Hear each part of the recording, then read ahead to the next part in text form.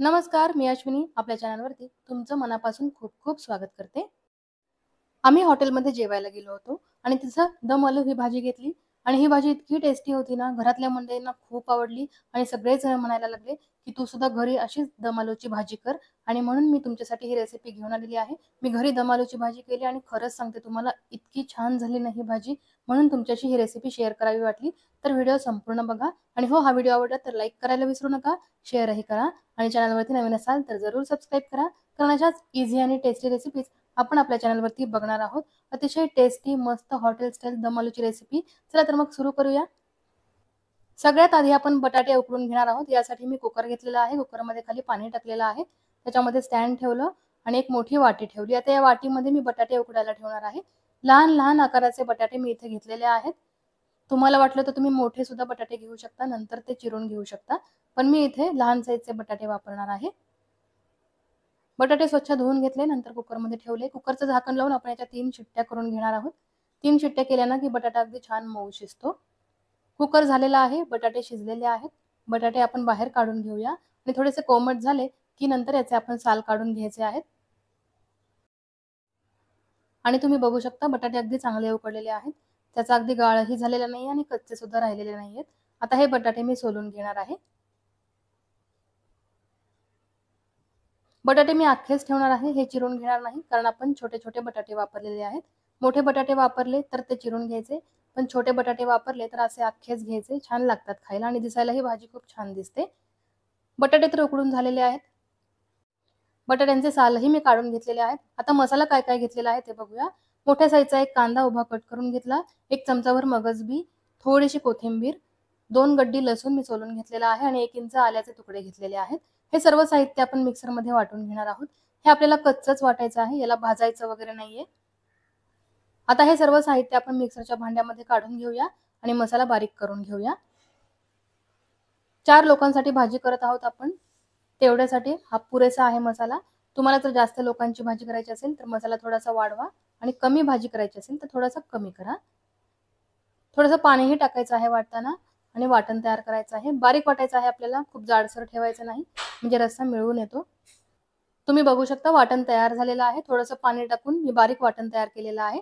आता गॅसवरती आपण कढई ठेवूया, त्यामध्ये तेल टाकून घेऊया. 3 चमचे तेल टाकणार आहे मी कढईमध्ये. तेल गरम झाल्यानंतर आपण याच्यामध्ये चमचाभर जिरे टाकूया आणि थोडा खडा गरम मसाला टाकणार आहे मी. विलायची, 1 तमालपत्र, 2 ते 3 लवंगा, 4 ते 5 काळी मिरी असा खडा गरम मसाला मी वापरलेला आहे.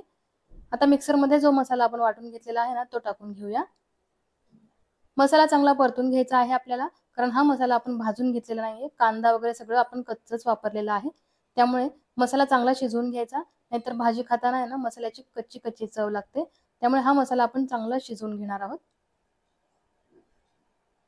मसाला थोडा कोरडा झालेला आहे, तुम्ही बघू शकता. थोडंसं तेलही सुटलेलं आहे. आता मी याच्यामध्ये थोडंसं पाणी टाकते. मिक्सरच्या भांड्यामध्ये थोडा मसाला राहिलेला होता, त्यातच पाणी टाकलं आणि तेच पाणी मी याच्यामध्ये टाकलेलं आहे. या पाण्यामध्ये हा मसाला चांगला शिजवून घेऊया. मसाल्यातलं पाणी आटेपर्यंत आणि मसाला तेल सुटेपर्यंत आपण शिजवल्यानंतर याच्यामध्ये तिखट मसाले टाकणार आहोत. मसाल्याला तेल सुटलेलं आहे, तुम्ही बघू शकता. कांद्याचा मसाला चांगला शिजला आहे. आता आपण याच्यामध्ये चिमूटभर हळद टाकूया. त्यानंतर घरगुती लाल तिखट मसाला मी याच्यामध्ये टाकणार आहे. यानंतर आपण 1 चमचा धणे पावडर, 1 चमचा जिरे पावडर टाकणार आहोत आणि कलरसाठी बेडगी मिरची पावडर मी 1 चमचाभर याच्यामध्ये टाकणार आहे. तिखट तुम्ही तुमच्या आवडीनुसार कमी जास्त करून घ्या. मी घरचाच मसाला इथे वापरलेला आहे, तो बऱ्यापैकी तिखट आहे म्हणून 1 चमचाभरच टाकलेला आहे आणि बेडगी मिरची पावडर 1 चमचा टाकलेली आहे. बेडगी मिरची पावडर तिखट नसते, फक्त ती लाल असते म्हणून आपण टाकायची. त्याने भाजीला कलर खूप छान येतो. थोडासा हिंगही टाकलेला आहे. आता हे कोरडे मसाले आपण परतून घेऊया. कोरडे मसाले हे लगेचच जळतात म्हणून आपण थोडा वेळ परतायचे की नंतर याच्यामध्ये सुद्धा थोडंसं पाणी टाकायचं. पाणी टाकून हा मसाला शिजवून घ्यायचा. थोडा वेळ मसाला परतलेला आहे मी. आता याच्यामध्ये पाणी टाकते. जास्त पाणी टाकायचं नाही, अर्धी वाटी पाणी फक्त आपण टाकणार आहोत आणि या पाण्यामध्ये मसाला शिजवून घेणार आहोत. गॅसची फ्लेम आपल्याला लो ठेवायची आहे आणि हा मसाला तेल सुटेपर्यंत शिजवून घ्यायचा आहे. मसाला थोडासा शिजल्यानंतर आपण याच्यामध्ये 1 टोमॅटो टाकायचा आहे. एक टोमॅटो मी मोठ्या मोठ्या साईजने कट केलेला आहे, तो आपण याच्यामध्ये टाकलेला आहे. तो चांगला परतून घेऊया मसाल्याबरोबर. आणि आता आपण याच्यामध्ये उकडलेले बटाटे टाकणार आहोत. अगदी थोडा वेळ मी टोमॅटो परतलेला आहे.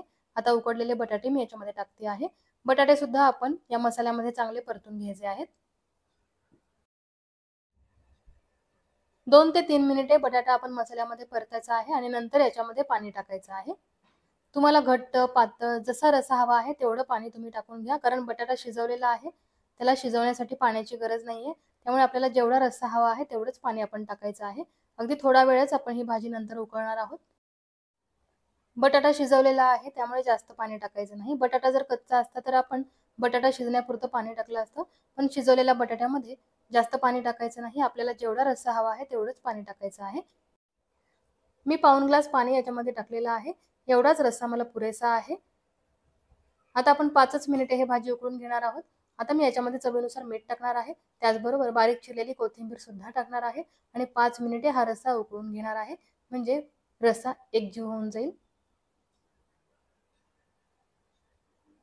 मीठ टाकलं, कोथिंबीरही टाकली आणि 5 मिनिटे ही भाजी उकळूनही घेतलेली आहे आणि मस्त गरमागरम दम आलू ही भाजी तयार झालेली आहे.